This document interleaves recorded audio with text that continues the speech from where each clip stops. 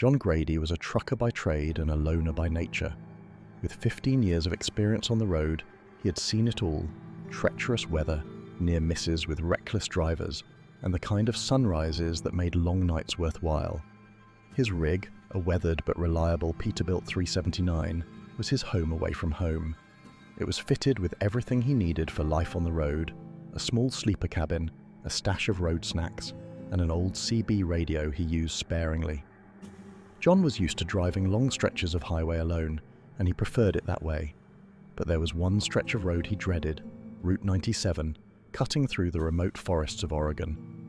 The road was notorious among truckers, not just for its sharp turns and dense fog, but for the stories. They called it the Haunted Highway. The call: it was a late October evening when John found himself heading toward Route 97. His dispatcher had given him a last-minute job, hauling a load of lumber from Bend to a small town near the Washington border. The route was straightforward but required an overnight drive.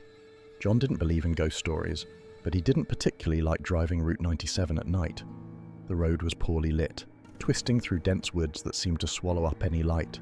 Still, work was work, and John wasn't one to let superstition get in the way of a paycheck. He filled up his thermos with coffee, double-checked his logbook, and set off as the sun dipped below the horizon. The woman on the shoulder. The first half of the drive was uneventful. John kept his eyes on the road, the hum of his engine and the occasional crackle of the CB radio his only companions. The night was unusually quiet, with no other vehicles in sight. Then he saw her.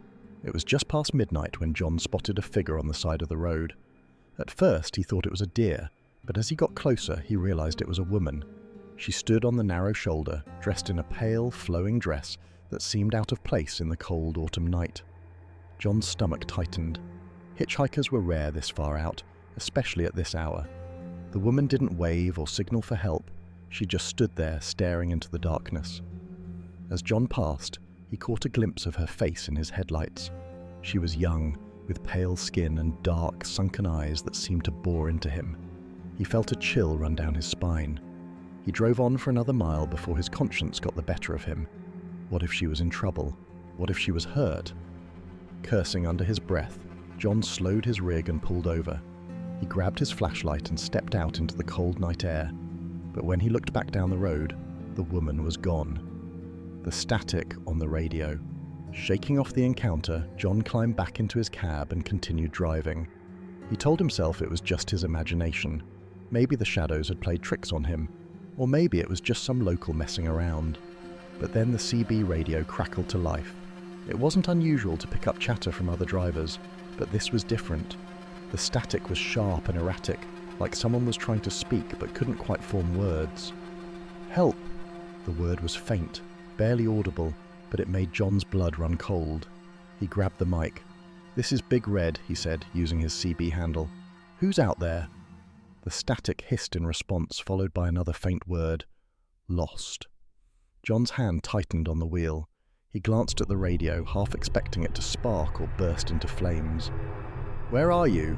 he asked, his voice steady despite the growing unease in his chest. The static grew louder, almost deafening, and then it stopped. The radio went silent. The figure in the road. By now, John was on edge. He kept his eyes on the road, scanning for anything out of the ordinary. The fog had grown thicker, curling around his truck like smoke. The forest on either side of the highway loomed tall and dark, the trees casting long shadows across the asphalt. And then he saw her again. She was standing in the middle of the road this time, directly in his path. John slammed on the brakes, his tires screeching as the rig skidded to a stop. His heart pounded as he stared through the windshield. The woman was closer now, her face pale and expressionless. Her dark hair hung limply around her shoulders, and her eyes seemed to glint in the faint glow of his headlights. John leaned on the horn, but she didn't move. Summoning his courage, he opened the door and stepped out of the cab. The cold air bit at his skin as he walked toward her, his flashlight trembling in his hand. "Ma'am, are you all right?" he called. She didn't respond. She just stared at him, her lips slightly parted as if she wanted to say something but couldn't. "Do you need help?" John asked, taking another step forward. The woman tilted her head, and for a brief moment, John thought he saw tears streaming down her cheeks, but then she vanished. 1 second she was there, and the next, she was gone. The ghost story. John scrambled back into his truck, his hands shaking as he started the engine. He floored the gas pedal, desperate to put as much distance as possible between himself and whatever he had just seen. But the radio crackled to life again. "He left me." The voice was clearer this time, a soft, mournful whisper that sent shivers down John's spine. "Who are you?" he demanded, his voice cracking. "I'm cold." The air inside the cab grew frigid, and John's breath came out in visible puffs. He gripped the wheel tighter, his knuckles white. And then he remembered the stories. Truckers had talked about a ghostly woman on Route 97, a hitchhiker who had been killed in a car accident decades ago. According to legend, she wandered the highway, searching for someone to help her, or to join her. John had always dismissed the stories as nonsense, but now, with the woman's voice echoing through his radio and the memory of her pale face burned into his mind, he wasn't so sure. The final encounter.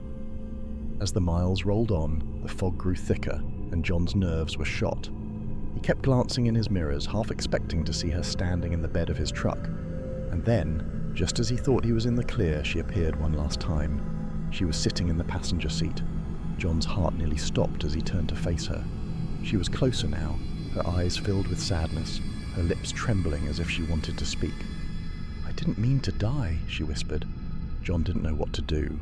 He wanted to scream, to slam on the brakes, to run, but he was frozen, trapped in her gaze. "I just wanted to go home," she said, her voice barely audible over the hum of the engine. And then, as suddenly as she had appeared, she was gone. The end of the road, John didn't stop until he reached the next truck stop. He parked his rig, climbed out, and sat on a bench, his hands trembling as he lit a cigarette. He didn't tell anyone what had happened. Who would believe him? He wasn't even sure he believed it himself. But from that night on, he refused to take Route 97 again. And whenever he heard other truckers talking about the haunted highway, he stayed quiet, his mind replaying the image of the ghostly woman sitting in his passenger seat. She was still out there, he was sure of it, waiting for the next driver to come along, waiting for someone to help her find her way home. Sam Tucker had been driving trucks for nearly 15 years, and he prided himself on being unshakable. Long hours, rough roads, and unpredictable weather came with the job, and he embraced it all. But nothing had prepared him for the trip through Deadman's Pass. He'd heard the stories, of course. Truckers always talked.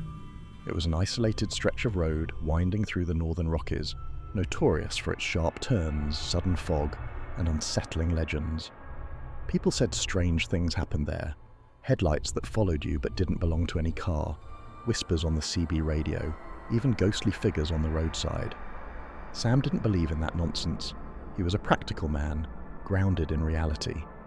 When his dispatcher asked him to haul a load of steel beams to a remote construction site near the pass, he didn't hesitate. "It's tight timing," the dispatcher warned. "You'll need to go overnight." "No problem," Sam replied. The route started smoothly enough. Sam left the city at dusk, Old Faithful, his trusty Kenworth, humming along the empty highway. By the time he reached the outskirts of the Rockies, the sky was a deep navy, dotted with stars. The empty road. As he turned onto the road leading to Deadman's Pass, the first thing Sam noticed was the quiet. He hadn't seen another car in nearly an hour, and the stillness pressed against his ears. Even his usual playlist of country rock seemed muted, the twang of the guitar faint against the drone of the engine. The road narrowed, winding through dense pine forests. The trees loomed tall and dark, their branches stretching out like skeletal fingers. Sam kept his eyes on the pavement, but he couldn't shake the feeling that something was moving in the shadows. "Get a grip, Tucker," he muttered to himself, taking a sip of lukewarm coffee from his thermos. The CB radio crackled suddenly, startling him. A faint voice murmured through the static, but he couldn't make out the words. "Breaker, breaker," Sam said, picking up the mic. "This is Lone Wolf 72. Who's out there?" The radio went silent. Sam frowned, setting the mic back in its holder. Interference wasn't unusual in the mountains, but there was something about the voice that set him on edge. The first glimpse. As the road climbed higher, the trees thinned, giving way to jagged cliffs and sheer drops. The moonlight illuminated the jagged peaks, casting eerie shadows on the rock face. Sam rounded a sharp bend and slammed on the brakes. A figure stood in the middle of the road, illuminated by his high beams. It was a man, tall and thin, wearing a tattered jacket and jeans. His face was pale, almost grey, with deep-set eyes that stared directly at Sam. Sam honked the horn, but the man didn't move. "Get out of the way!" Sam shouted, though he knew the stranger couldn't hear him. The man lifted a hand, as if to wave, and then stepped off the road, disappearing into the darkness. Sam hesitated for a moment before easing the truck forward. As he passed the spot where the man had stood, he glanced into the side mirror. The man was back, standing in the middle of the road, staring after the truck. Sam's stomach churned. He pressed the accelerator, the truck roaring as it climbed the incline. The pursuit. For the next mile, Sam couldn't shake the image of the man's face. He kept glancing in his mirrors, half expecting to see him again, but the road behind was empty. Then, far ahead, he saw them. Headlights. Another vehicle was on the road, coming toward him. Sam felt a flicker of relief.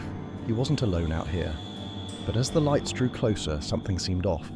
The beams were too high, too bright, and they didn't waver, even as the vehicle approached a sharp curve. The lights didn't belong to a car. They were floating. Sam's grip tightened on the wheel as the lights passed directly through the truck. The cab filled with blinding light, and for a moment, he thought he heard voices, whispers, overlapping and frantic. Then the lights were gone, and the road was dark again. The shadow in the fog. A dense fog rolled in as Sam approached the summit of Deadman's Pass. It was thick and unnatural, swirling around the truck like smoke. His fog lights barely pierced the grey, and he slowed to a crawl, his pulse pounding in his ears. The CB crackled again. "Don't stop." The voice was deep, gravelly, and undeniably real. "Who is this?" Sam demanded, grabbing the mic. No response. A shape loomed ahead in the fog, and Sam's breath caught. It was a truck, an old, rusted rig, its cab tilted at an odd angle. The trailer was jackknifed across the road, blocking the way. Sam stopped, his headlights illuminating the wreck. The truck looked ancient, its paint peeling and windows shattered. There was no sign of a driver. He reached for his flashlight and opened the door, stepping onto the cold asphalt. The air was heavy, the fog damp against his skin. As he approached the wreck, a low growl rumbled from the trees. Sam froze. 2 pinpricks of light appeared in the darkness, glowing yellow like eyes. The growl grew louder, deeper.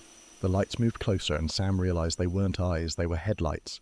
The wrecked truck roared to life, its engine screaming as it lurched toward him. The chase.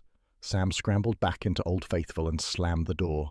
The engine roared as he threw the truck into gear, tires squealing against the pavement. The ghostly rig followed, its headlights blinding in the mirrors. Sam pushed his truck harder than he ever had, the trailer swaying dangerously as he rounded sharp turns.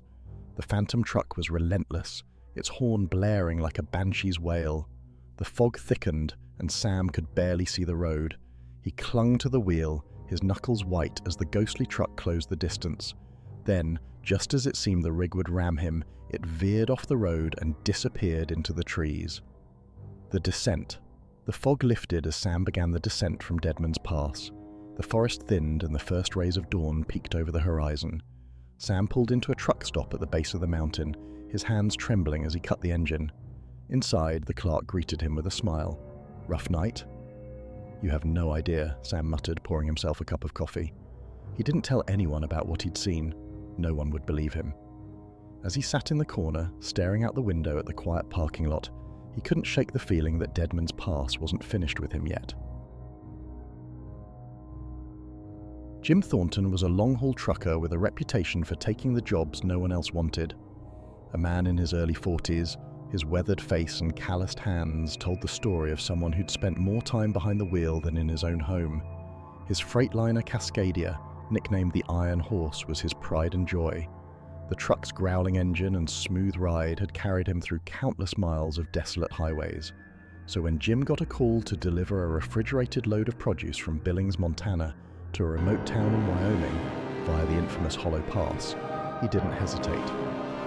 "Pays double," the dispatcher had said, "but it's overnight, and that route's not popular for a reason." Jim didn't need the reminder. Hollow Pass was notorious among truckers, a stretch of road winding through steep canyons and dense forests, with no cell service and few places to stop. The stories of strange occurrences along that route were the stuff of truck stop lore. Jim waved off the warnings. He wasn't one to scare easily. The first leg, Jim set off just as the sun dipped below the horizon. The drive started uneventfully. His engine purred as the truck cruised along the empty road, the trailer humming softly behind him. By 10 p.m. the highway began to change.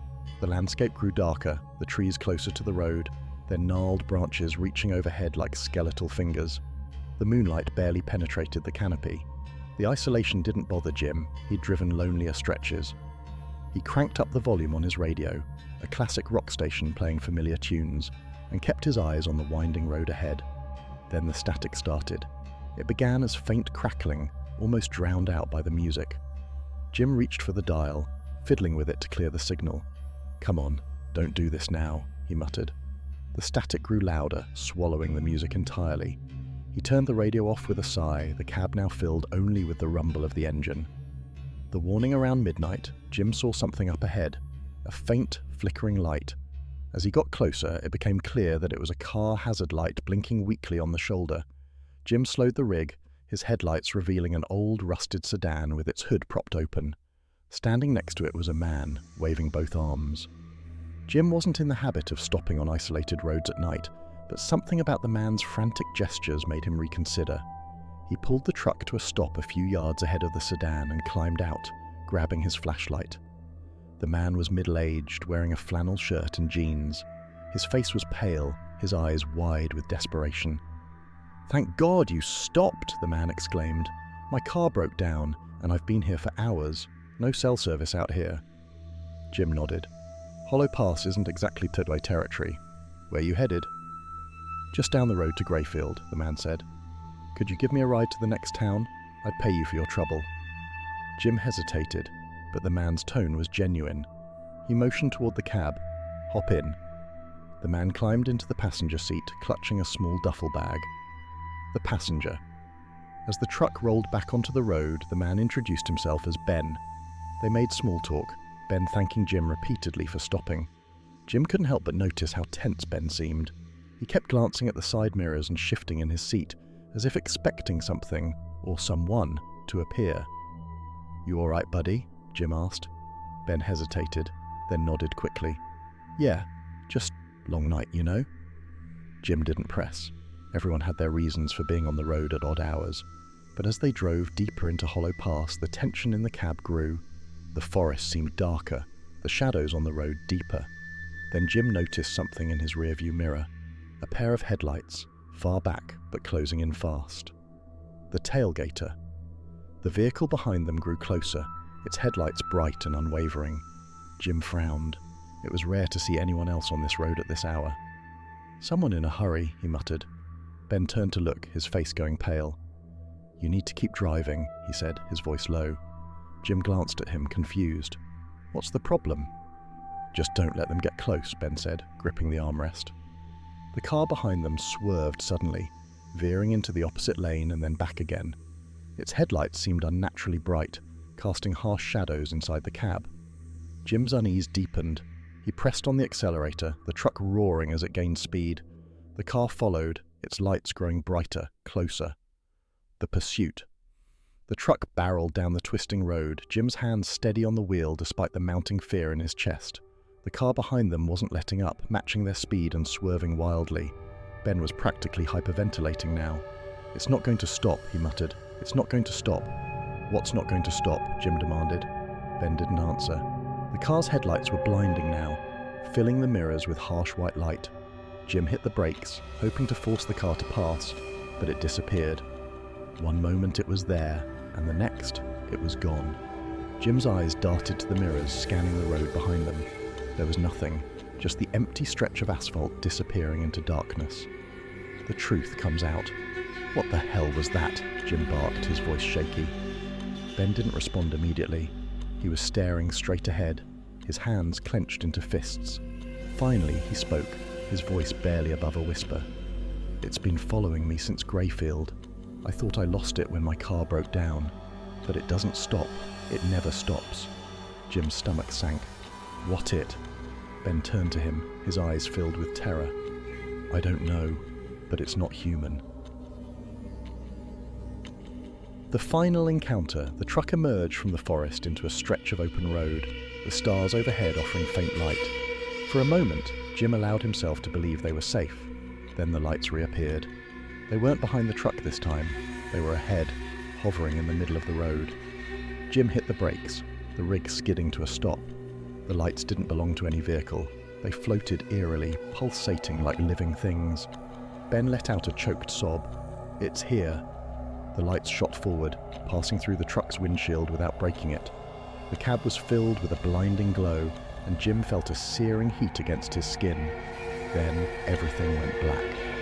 The aftermath, Jim woke up slumped over the wheel, the engine idling softly. Dawn was breaking, the first rays of sunlight spilling over the horizon.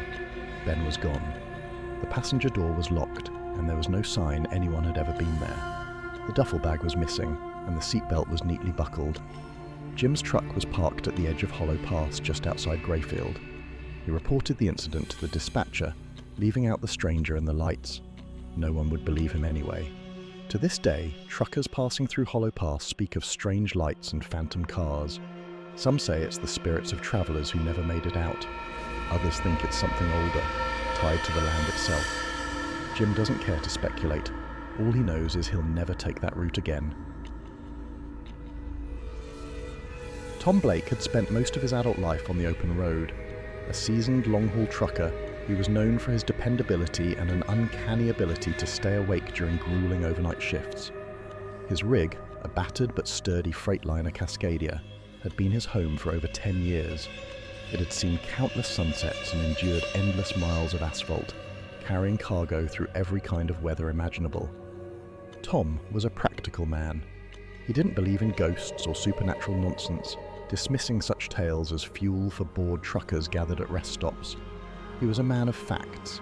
He believed in his engine, the map, and the ticking clock that governed his deliveries. That's why, when his dispatcher called with an urgent overnight job along a stretch of Arizona's Route 160, he didn't think twice. The route was isolated and notorious among drivers for its desolation, but Tom wasn't one to let superstition or fear of loneliness keep him from earning a paycheck. "Just another night," he muttered to himself as he climbed into the cab and pulled onto the highway. The dark stretch of Route 160. By 10 p.m, Tom was cruising along Route 160. The highway carved its way through a barren expanse of desert, flanked by jagged cliffs and vast open plains. The moon was a faint crescent, offering little light to cut through the inky darkness. Tom enjoyed the solitude, at least at first. The only sounds were the steady hum of his engine and the occasional whisper of the wind against his windows. The desert felt timeless, as if the world beyond the road didn't exist. But as the hours rolled by, the isolation began to feel oppressive. Tom flicked on the radio, hoping to catch some music or even a late-night talk show, but all he got was static. "Figures," he muttered, turning it off. The hitchhiker. Around midnight, Tom spotted something up ahead. At first, he thought it was an animal, a coyote or maybe a stray dog, but as he got closer, he realized it was a person. A lone figure stood on the side of the road, their silhouette illuminated by his headlights. Tom slowed the rig, his brow furrowing. Hitchhikers were rare on stretches like this, especially at night. As his truck drew closer, he saw that it was a man, wearing a tattered denim jacket and jeans. His head was bowed, and his arms hung limply at his sides. Tom felt a twinge of unease. Something about the man seemed off, but he couldn't place it. He considered stopping, but decided against it. The stories of ambushes and robberies had made him wary over the years. As his truck passed the figure, Tom glanced in the side mirror and froze. The man was standing in the middle of the road now, staring directly at the truck with wide, unblinking eyes. Tom's pulse quickened as he hit the gas, the engine roaring as he sped away. The first sign 10 minutes later, Tom had almost convinced himself that he'd imagined the whole thing. The dark, the isolation, it could play tricks on anyone's mind. But then, his dashboard lights flickered. "Don't do this to me now," he muttered, tapping the dash as if it would help. The lights stabilized, but a moment later the radio crackled to life. At first it was just static, but then a faint voice came through. "Help!" Tom's heart skipped a beat. He grabbed the mic, his hand steady despite the unease creeping into his chest. "This is Freightliner 65, he said. "Anyone out there?" Silence. Tom sighed, setting the mic back in its holder. He told himself it was just a glitch, maybe interference from a distant signal, but the voice lingered in his mind. The stranger in the cab, the highway stretched endlessly before him, a straight line disappearing into the darkness. Tom's eyes scanned the horizon, watching for deer or other animals that might dart into his path. Then, out of the corner of his eye, he saw movement. At first, he thought it was a reflection, but when he glanced at the passenger seat, his blood turned to ice. A man was sitting there. It was the hitchhiker. His face was pale, almost grey, and his eyes were dark hollows. He stared straight ahead, his hands resting on his knees. Tom slammed on the brakes, his truck skidding to a stop. When he turned to confront the man, his seat was empty. The cab door was locked, and there was no sign that anyone had ever been there. The pursuit. Tom sat in silence, his hands gripping the wheel so tightly his knuckles turned white. He took a deep breath, trying to steady himself. "It's just the road," he whispered. "I'm tired, that's all." He restarted the engine and pulled back onto the highway, determined to put the encounter behind him. But as the miles rolled on, the feeling of being watched grew stronger. His mirrors reflected only the dark expanse of road behind him, but he couldn't shake the sensation that someone, or something, was following him. Then he saw it. Far in the distance, two faint lights appeared on the horizon. At first, he thought it was another vehicle, but as the lights grew closer, they didn't behave like headlights. They weaved erratically, darting from side to side. Tom's stomach churned as the lights closed the distance impossibly fast. The lights swirled around his truck, casting strange, flickering shadows inside the cab. Tom gripped the wheel, his heart pounding as the truck shuddered beneath him. The lights weren't attached to any vehicle. They moved like living things, circling his rig and then darting ahead. As suddenly as they had appeared, the lights vanished, leaving Tom alone on the dark road. The final encounter. The rest of the journey was a blur. Tom kept his foot on the gas, his eyes darting from the road to the mirrors. By the time he reached the outskirts of Flagstaff, the first hints of dawn were breaking over the horizon. He pulled into the delivery depot, his hands trembling as he parked the rig. A security guard approached, clipboard in hand. "You all right, driver?" the guard asked, eyeing Tom with concern. Tom hesitated, unsure how to explain what he had experienced. Finally, he just nodded. "Yeah," he said. "Just a long night." The legend lives on. Tom never spoke about that night, not to his dispatcher, not to his fellow drivers. But whenever he heard other truckers talk about strange sightings on Route 160, he stayed quiet, his mind replaying the image of the hitchhiker's hollow eyes and the unnatural lights. To this day, drivers claim that Route 160 is haunted. Some say it's the ghosts of travelers who never made it to their destination. Others believe it's something older, something tied to the land itself. Tom doesn't care what it is. He just knows he'll never drive that road again. James Hawke had been driving trucks for over 2 decades. A seasoned long hauler, he had seen his fair share of long, lonely nights on the road. But nothing had ever prepared him for what he encountered on Route 49, the isolated stretch of highway that cuts through the desolate forests of Arkansas. It started on a quiet Wednesday night. James had just picked up a load of electronics from a warehouse in Little Rock and was headed south to New Orleans. The sun had dipped below the horizon, and the night had already settled in, the temperature dropping quickly as he cruised down the empty highway. The usual hum of the engine and the rhythmic sound of tires on the asphalt were the only company he had, save for his occasional glances at the dim dashboard lights. James wasn't worried about the trip. He had driven this route countless times and knew every twist and turn of it. But something about tonight felt different. He couldn't quite put his finger on it, but there was an unease in the air, a tension that seemed to hang in the stillness of the night. The first sign. By the time James reached the stretch of Route 49 that passed through the dense forest, the night was nearly pitch black.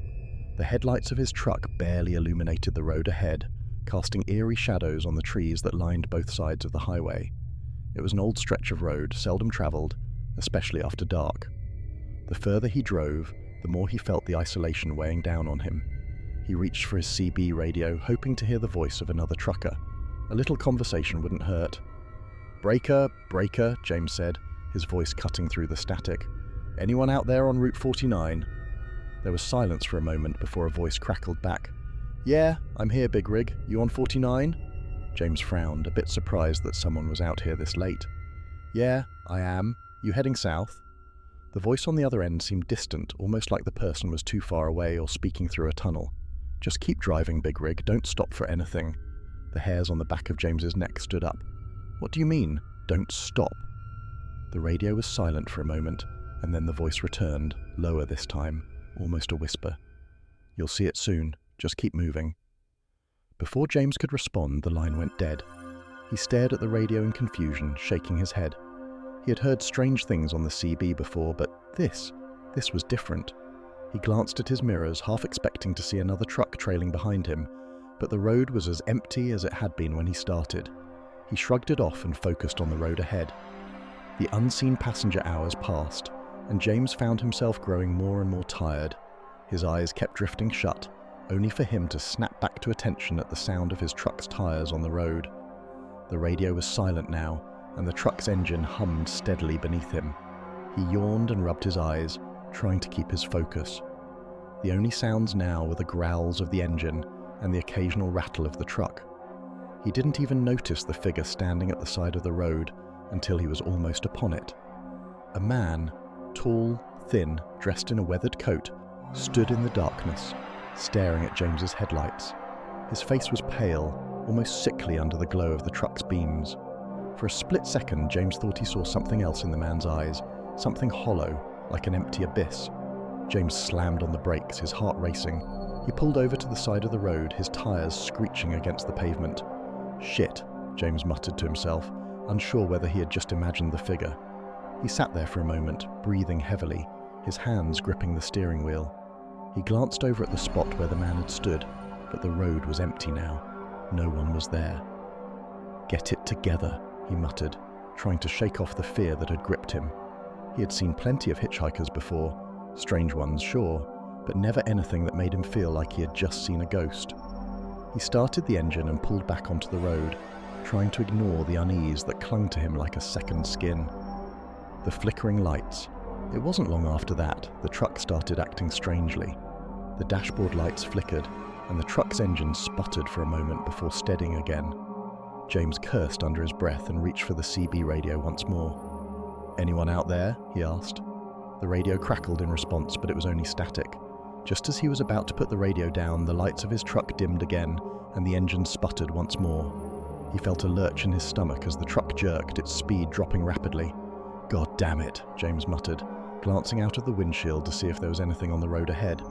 That's when he saw it. 2 headlights, faint but growing brighter. They were coming toward him, fast. James pushed his foot down on the accelerator, hoping to outrun whatever was coming, but the lights kept getting closer. He glanced in his mirrors, expecting to see a truck, but there was nothing behind him. The lights weren't on a truck, they were floating. His heart pounded as the headlights grew closer and closer, but when they reached his truck, they vanished, just disappeared into the air. He slammed on the brakes, bringing the truck to a screeching halt. The fog rolled in quickly, almost as if the air itself was closing in on him. The road that wasn't there. The fog thickened rapidly, and James struggled to see anything more than a few feet ahead. His heart was racing now, his breath coming in short gasps. The air in the cab was suffocating, and the once familiar road now seemed alien, distorted by the swirling mist. James squinted at the road ahead, but there was no sign of the highway stretching out into the distance. The trees seemed to lean in, their twisted branches almost reaching out to grab him. He couldn't remember how long he'd been on the road, but the night felt endless. He shifted the truck into reverse, intending to turn around and head back the way he came. But as soon as he did, the road behind him had disappeared, swallowed by the fog. "Where the hell am I?" he whispered, his voice trembling. He had been driving for hours, and yet there was no sign of the world he knew. No landmarks, no familiar roads, just a twisting, darkened highway that seemed to go nowhere. James tried again to shift the truck into gear, but the engine didn't respond. His hands shook as he tried to restart it, but the truck refused to budge. It was as if the road itself was alive, trapping him in place. The figure returns. Suddenly, a loud bang from outside the truck made James jump in his seat. He looked out the window, his breath catching in his throat.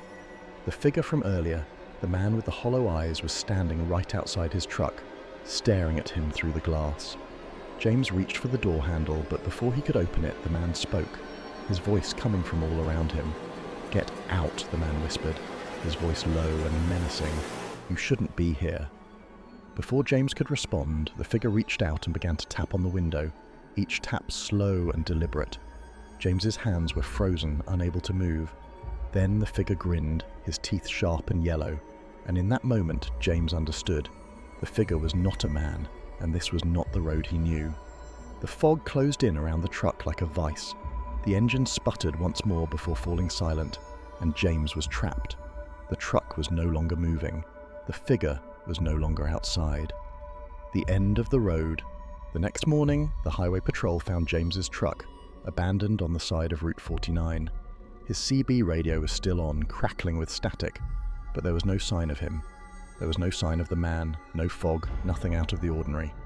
His truck was found, still locked and untouched, as if no one had ever been inside. Some say the road swallows those who get too close, and others say it's the spirit of the man who haunts it. No one really knows, but every now and then, a trucker driving late at night will hear a strange voice on the radio. Don't stop, just keep moving. And those who do are never heard from again. Tom Grayson was the kind of long-haul trucker who prided himself on being reliable, no matter the job. For nearly 2 decades, he'd driven every kind of route: snow-packed mountain passes, endless stretches of desert, and claustrophobic city highways. But this time, his route took him down Black Hollow Road, a place infamous among truckers for the strange and the unexplainable. He hadn't planned on taking the road, but an unexpected landslide closed the main highway. With a tight delivery deadline, he had no choice but to detour. The dispatcher assured him it would save time, but Tom wasn't so sure. As he pulled onto Black Hollow Road that evening, the sun dipped below the horizon, casting the landscape into darkness.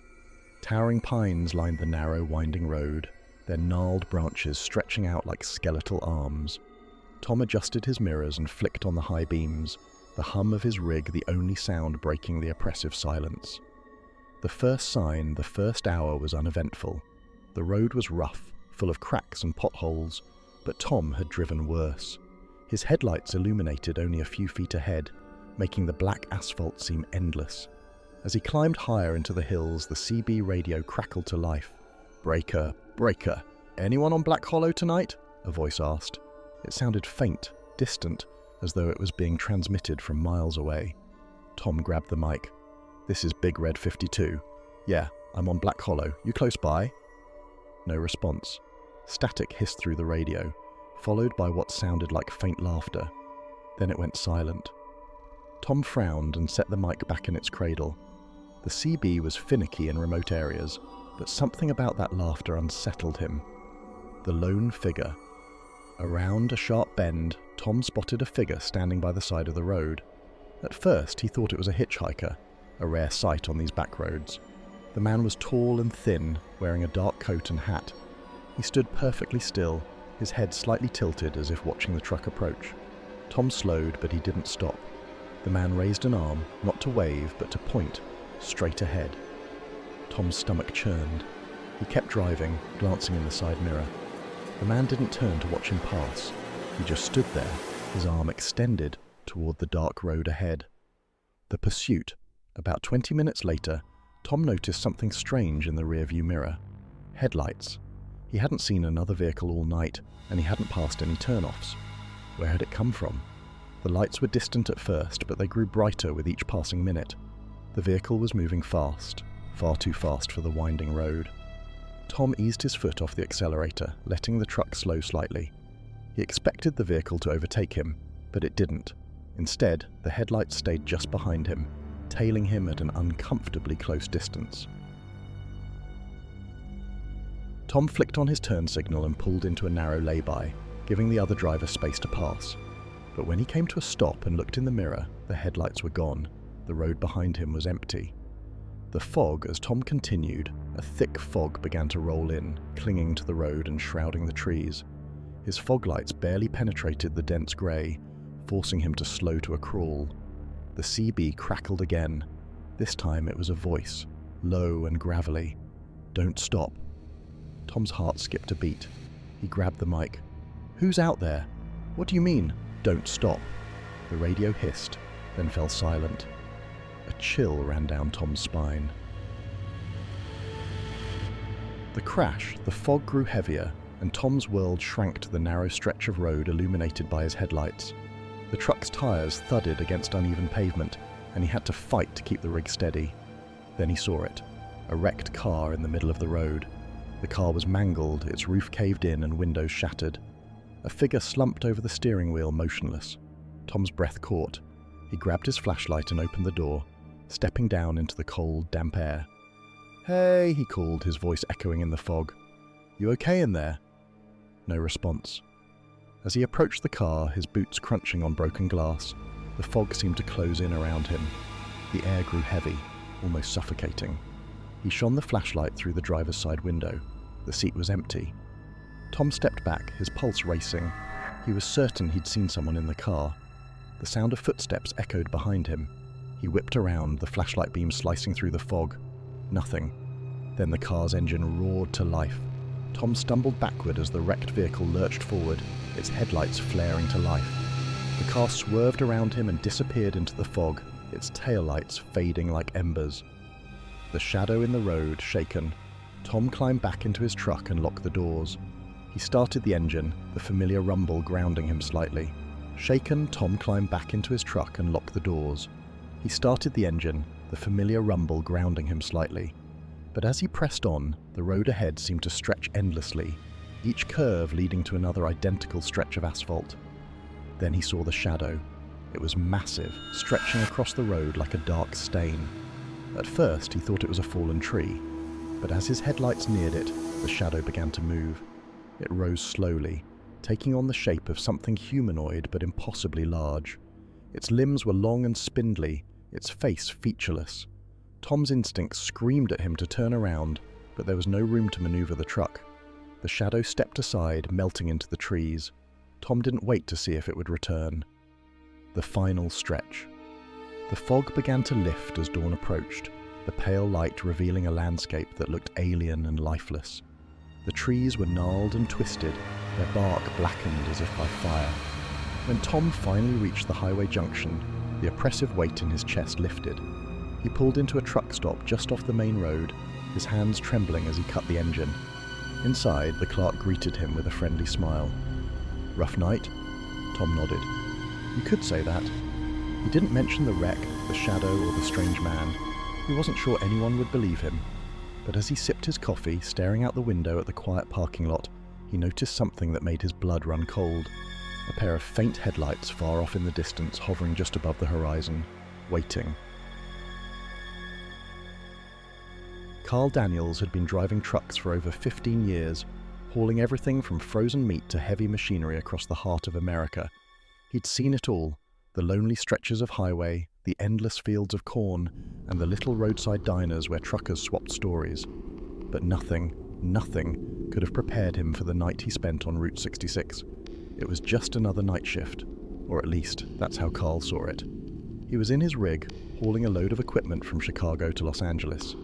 The route was familiar, and Carl wasn't worried about anything except the long hours behind the wheel. The truck was his home, his sanctuary. He had his food, his coffee, and his CB radio to keep him company. The night was already getting late as Carl passed through Springfield. The road was quiet, the kind of quiet that felt almost too still. He hadn't passed another truck in hours, and there was nothing but blackened farmland and occasional sparse streetlights. He rubbed his eyes and adjusted his grip on the steering wheel. Then the radio crackled. "Breaker, breaker, anyone on the road tonight?" Carl reached for the mic and responded. "This is Big Rig 42. Who's out there?" For a moment, there was silence. Then the voice came again, soft but clear. "Watch the road ahead, Big Rig. It's not safe tonight." Carl furrowed his brow. "Who is this?" he asked, but the radio only buzzed with static. He tried again, but the voice didn't return. He shrugged it off. A lot of truckers would mess with you over the radio on a lonely stretch of highway, especially when they were bored or tired. He took another sip of his coffee, the warmth feeling good against the cold air of the cab. But as the trucker's voice echoed in his mind, a strange unease crept over Carl. He glanced ahead at the empty road, his eyes scanning the horizon. He could barely make out the outline of trees and fields stretching out into the distance, the landscape desolate and unforgiving. Then, just as he turned his attention back to the road, he saw it. In the distance, a flickering light appeared, almost like a firefly, but larger and moving across the horizon. Carl squinted, trying to make sense of it. The light was steady, almost like headlights, but there was no vehicle in sight. He felt a chill run down his spine. His first thought was that it was another trucker. He had heard rumours about the ghost trucks on Route 66, drivers who'd mysteriously vanished, leaving their rigs to roam the highway alone. A part of him scoffed at the idea, but then he saw it again. The flickering light wasn't moving like a normal vehicle, it was swaying back and forth, like it was searching for something. Carl pressed down on the accelerator, trying to shake the creeping feeling that something was wrong. He focused ahead, trying to ignore the strange lights in his rearview mirror, but they were still there, following him. The truck seemed to gain speed on its own, as if something was pushing him forward. Then, the lights disappeared. Carl blinked and looked around, trying to make sense of what had just happened. But as soon as the lights were gone, the radio crackled again. "Watch your mirrors, Big Rig." Carl's stomach tightened. He turned the volume down on the radio and reached for the rearview mirror. At first, he didn't see anything, just the empty stretch of highway behind him. But then, something moved. A shadow. It wasn't a car, and it wasn't a truck. It was something else entirely.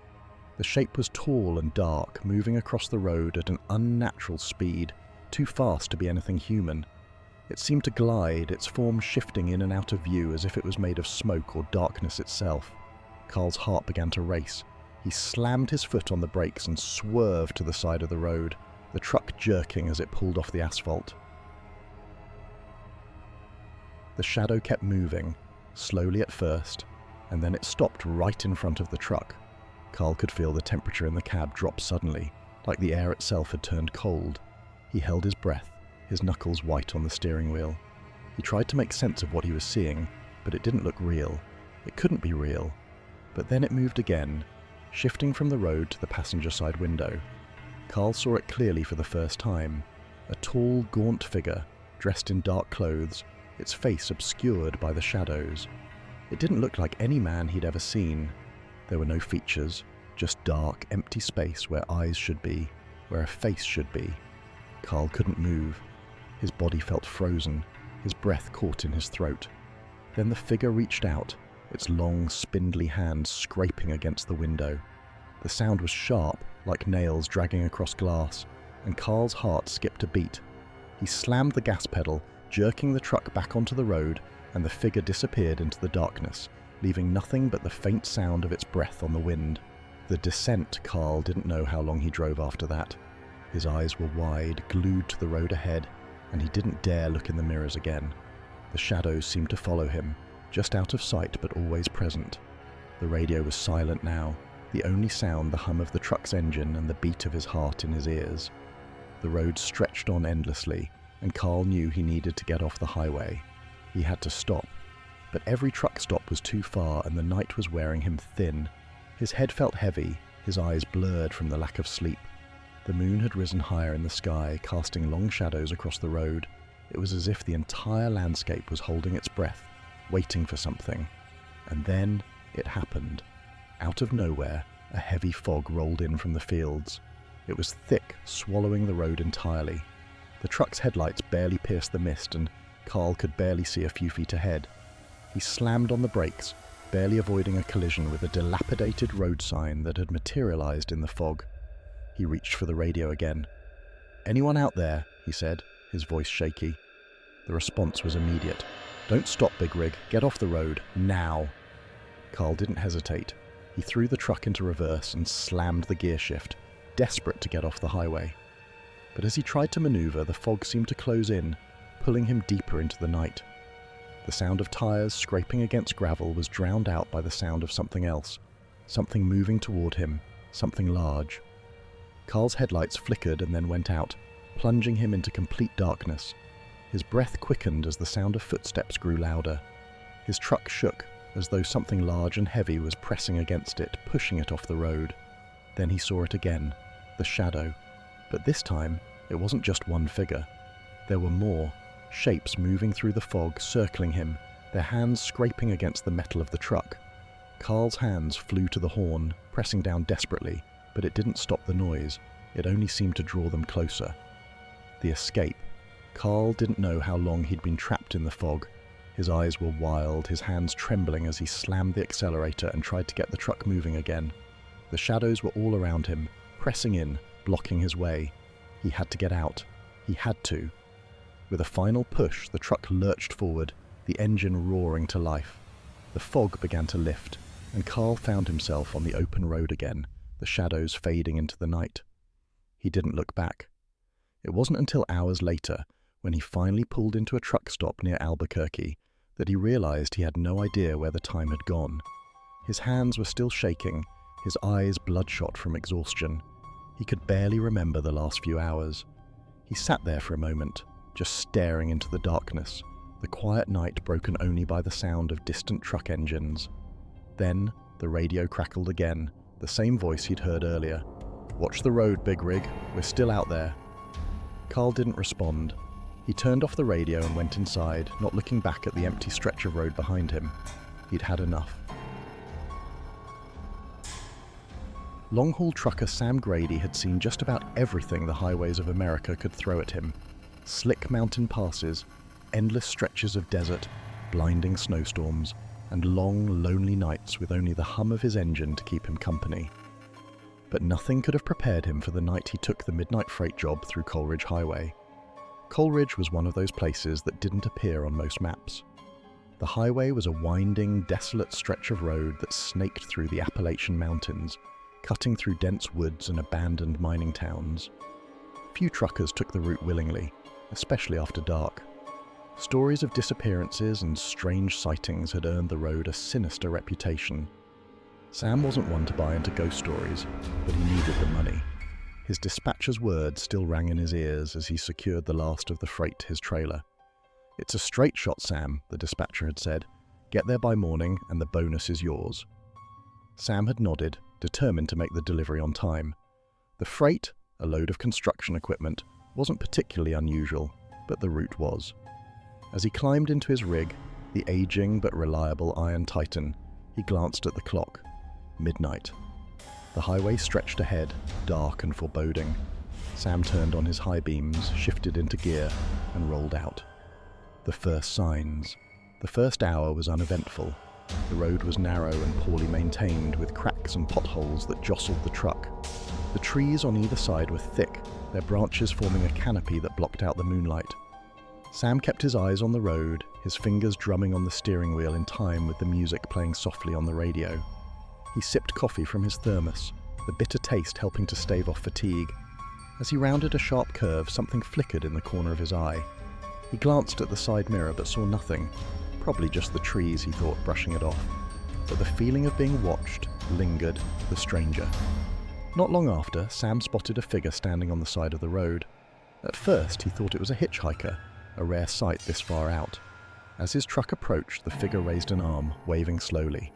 Sam slowed down, squinting through the windshield.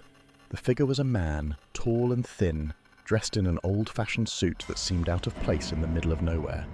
His face was pale, his features indistinct in the dim light. Something about the man's stillness unsettled Sam. He considered stopping but decided against it. He wasn't about to pick up a stranger on a road like this, not in the dead of night. As he passed, the man turned his head to follow the truck, his dark eyes locked onto Sam's. Sam's stomach tightened. He pressed the accelerator, putting distance between himself and the figure.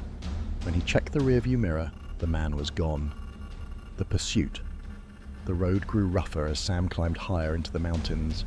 The trees loomed closer, their gnarled branches clawing at the sky. The radio crackled with static, then fell silent. Sam tried to focus on the road, but his thoughts kept drifting back to the strange man. He couldn't shake the feeling that he was being followed. That's when he saw the headlights. At first they were faint, far behind him. But as the minutes passed, They grew brighter, closer. The vehicle seemed to be moving faster than it should on such a treacherous road. Sam tightened his grip on the wheel. He wasn't in the mood for reckless drivers. The headlights swerved suddenly, crossing into the opposite lane before veering back behind him. Sam frowned. Whoever was behind him wasn't just speeding, they were toying with him. "All right, pal," he muttered. "You want to play games? Fine." Sam slowed the rig, hoping the vehicle would pass. But it didn't. The headlights remained fixed in his mirrors, unwavering. The fog. Without warning, a thick fog rolled in, swallowing the road in an opaque grey curtain. Sam switched on his fog lights and reduced his speed, his heart pounding. The visibility was so poor that he could barely see a few feet ahead.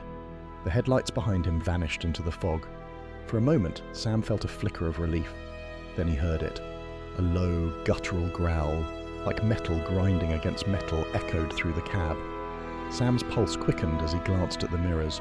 The growl grew louder, more menacing.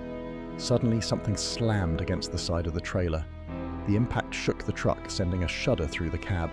Sam fought to keep the rig steady as the growl faded into the distance. "What the hell was that?" he muttered, his knuckles white against the steering wheel. The shadow. As the fog began to lift, Sam noticed a dark shape in the middle of the road ahead. It was large and unmoving, its edges blurred by the lingering mist. He slowed the truck, his headlights illuminating the shape. It was a vehicle, a rusted, decaying pickup truck, its windows shattered and its hood crumpled. Sam brought the rig to a stop, his heart racing. The truck looked like it had been there for years, but there were no skid marks, no debris. As he stared, the pickup's headlights flickered to life.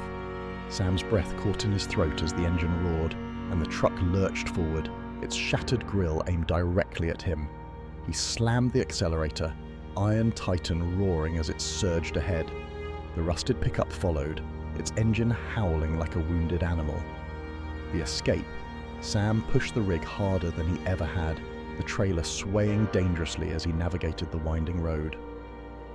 The pickup was relentless, its broken headlights glaring like angry eyes. Then, just as suddenly as it had appeared, the pickup veered off the road, crashing into the trees. Sam didn't stop to investigate. He kept driving, his heart pounding in his chest. When he finally reached the outskirts of the small Utah town, the first rays of dawn were breaking over the mountains. He pulled into a truck stop, his hands trembling as he cut the engine. Inside, the clerk greeted him with a cheerful smile. "Long night?" Sam nodded, his throat dry. "You could say that." He didn't mention the fog, the stranger, or the pickup truck. He wasn't sure anyone would believe him. But as he sat in the corner with a cup of coffee, he couldn't shake the feeling that Coleridge Highway hadn't seen the last of him, or that whatever haunted it might follow him still. Dave Carlson was a long-haul trucker, known among his peers for his steady hands and even steadier nerves. With over 2 decades on the road, he had driven through blizzards, tornadoes, and the suffocating heat of the Mojave Desert. The miles had hardened him, made him practical. Dave didn't have time for tall tales or ghost stories, especially those whispered about lonely highways. He was a man of facts, and facts kept him alive. So, when his dispatcher handed him an overnight haul through the desolate stretch of Interstate 89 in Utah, Dave didn't bat an eye. The job was simple: haul a shipment of electronics to a distribution center in Flagstaff, Arizona, and make it before sunrise. "Watch out for deer on that stretch," his dispatcher warned. "Always do," Dave replied, climbing into the cab of his gleaming red Kenworth W900. With a final glance at his route on the GPS, he set off into the dark. The empty road. The first few hours of the trip were uneventful. The hum of the engine and the rhythmic bounce of the tires on the asphalt were comforting. Dave sipped his coffee, his eyes fixed on the twin beams of his headlights cutting through the night. Interstate 89 was notoriously empty at night. The road wound through vast expanses of desert and rocky outcrops, with nothing but the occasional gas station or rest stop to break the monotony. Dave had always liked the solitude of the road. It gave him time to think without distraction. But as the night wore on, a peculiar feeling began to creep over him. It wasn't fear exactly, but an unease that settled in his chest. The road ahead seemed darker than usual, the shadows on the edges of his vision deeper. Dave shook his head, blaming the sensation on fatigue. He flicked on the radio, hoping for some country music or talk radio to keep him company. but the only thing he got was static. "Figures," he muttered, turning it off. The flashing lights around 1 a.m, Dave saw something up ahead, a flicker of red and blue lights reflecting off the road. "Great, an accident," he muttered, slowing his rig. As he approached, the scene became clearer. A police cruiser was parked on the shoulder, its lights flashing but its cab dark. Beside it, a sedan sat at an odd angle, its driver's side door hanging open. Dave frowned. There was no officer in sight, no sign of the sedan's driver. He slowed to a crawl, craning his neck to get a better look. Something about the scene felt wrong. He reached for his CB radio, debating whether to call it in, but then decided against it. He wasn't the type to meddle, and he had a deadline to meet. As he passed, his headlights swept over the sedan. For a brief moment, he thought he saw someone standing just beyond the car, a tall figure in the shadows. But when he turned to look, there was nothing there. Dave's hands tightened on the wheel as he accelerated back to cruising speed. The stranger in the road.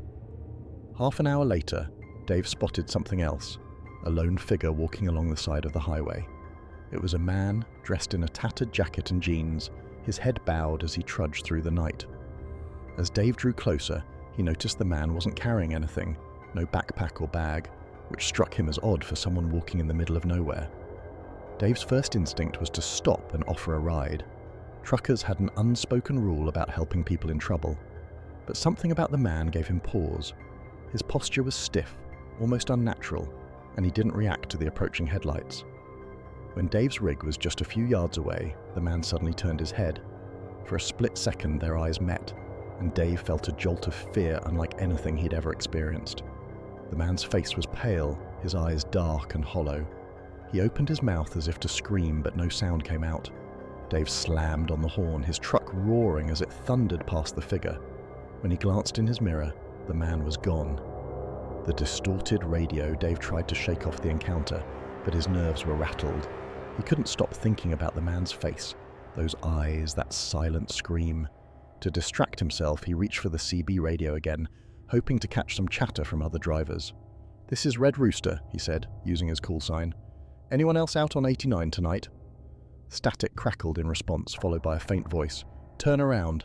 Dave froze, his hand hovering over the dial. The voice was distorted, barely audible, but it was there. "Who's on the line?" he demanded, his voice sharper than intended. The static grew louder, and then the voice came through again, clearer this time. "You can't outrun it." A chill ran down Dave's spine. He turned off the CB radio, his fingers trembling.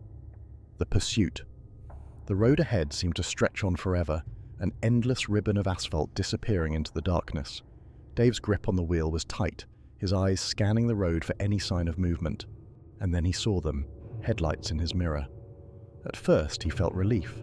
Another vehicle meant he wasn't alone out here, but the relief quickly turned to unease as the lights grew brighter, closer. Whoever was behind him was driving fast, too fast. The lights swerved erratically, weaving from side to side as they gained on him. Dave tapped his brakes, signaling for the driver to back off, but the headlights didn't waver. They were almost blinding now, filling his mirrors with harsh white light. "All right, buddy, back off," Dave muttered, his heart pounding. But instead of slowing down, the vehicle behind him vanished. 1 second the lights were there, and the next, they were gone. The final stretch. By the time Dave reached the last leg of his journey, he was running on pure adrenaline. His thermos was empty, and his nerves were frayed, but the lights of Flagstaff were finally visible in the distance. He told himself he'd imagined it all, the figure on the road, the voice on the radio, the vanishing car. It had to be exhaustion playing tricks on his mind. But as he approached the turnoff to the distribution center, his truck's engine sputtered. No, Dave muttered, his hands gripping the wheel as the rig rolled to a stop. The engine was dead. The headlights dimmed, leaving him in near total darkness. Dave grabbed his flashlight and stepped out, his boots crunching on the gravel shoulder. He popped the hood, hoping it was a simple fix. That's when he heard it. A low, guttural sound, like a growl coming from the darkness behind him. Dave turned, his flashlight trembling as he swept the beam across the empty road. "Who's there?" he called, his voice echoing in the still night. The growl grew louder, closer. Dave backed toward the cab, his heart racing, and then he saw it, a pair of glowing eyes in the darkness, staring at him from just beyond the reach of his flashlight.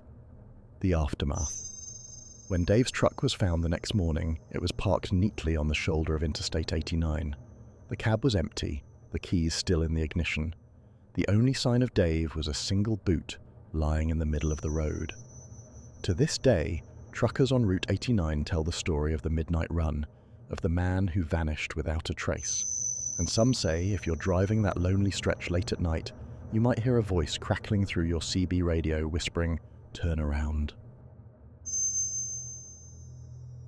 Jack Owens was no stranger to long nights on the road. He had been driving big rigs for over 2 decades, crisscrossing the country with a diesel engine humming beneath him and the highway stretching endlessly ahead. His Freightliner, nicknamed Black Betty, was his sanctuary, a metal beast that carried him through storms, desert heat, and snowy mountain passes. Jack prided himself on his grit. No matter how tough the road or how lonely the journey, he always delivered on time. So when his dispatcher called with an urgent overnight haul from Denver, Colorado to a small town in Utah, he didn't hesitate. "It's a tight schedule," the dispatcher warned. "You'll need to cut through Devil's Ridge." Jack paused. Devil's Ridge was infamous among truckers. A winding, remote highway slicing through steep cliffs and dense forests, it was known for its treacherous curves, sudden fogs, and the eerie stories whispered at truck stops. "I'll handle it," Jack said, his voice steady. By the time the trailer was loaded and paperwork signed, night had fallen. The air was crisp, the stars sharp against the inky sky. Jack climbed into Black Betty, adjusted his mirrors, and set off. The empty road. The first few hours were uneventful.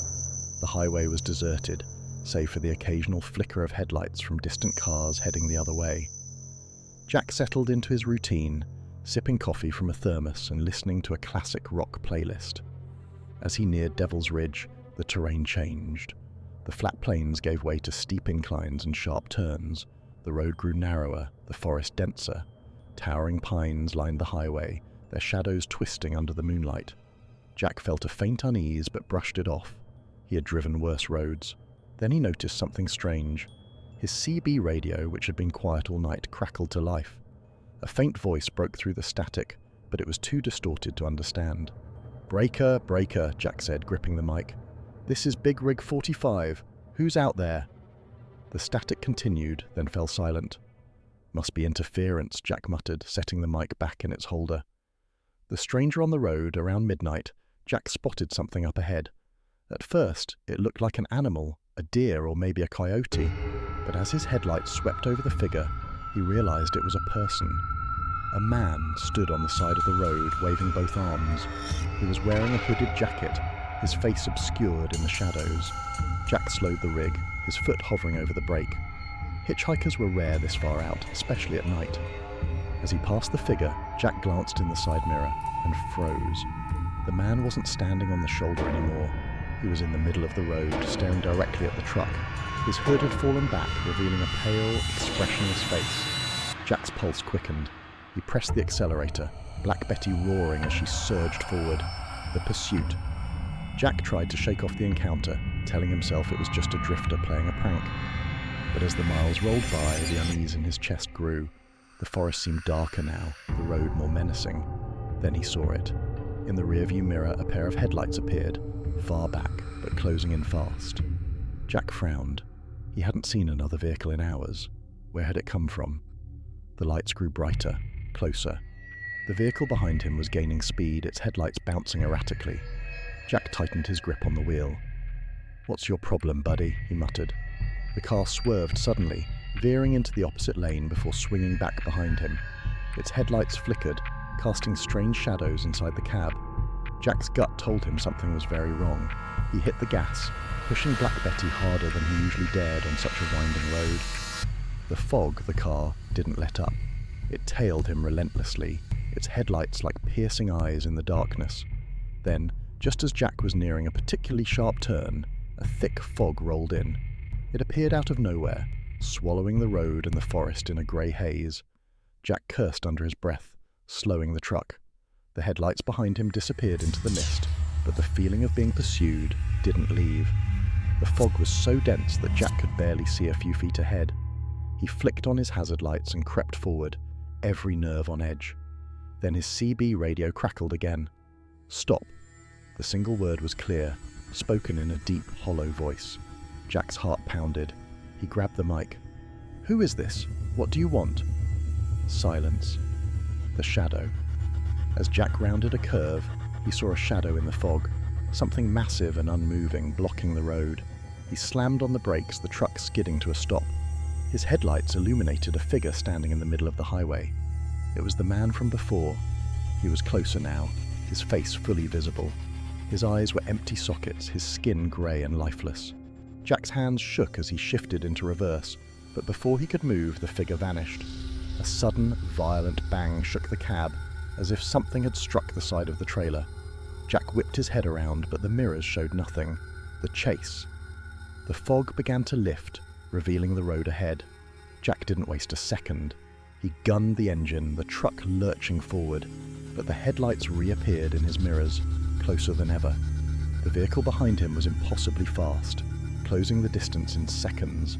It swerved to the side, pulling up alongside the cab. Jack glanced out the window and immediately regretted it. The car wasn't a car at all. It was a shapeless black mass, its surface rippling like liquid. Inside, faint outlines of faces pressed against the darkness, mouths open in silent screams. Jack's blood ran cold. The descent. The road began to descend sharply, the forest giving way to open cliffs.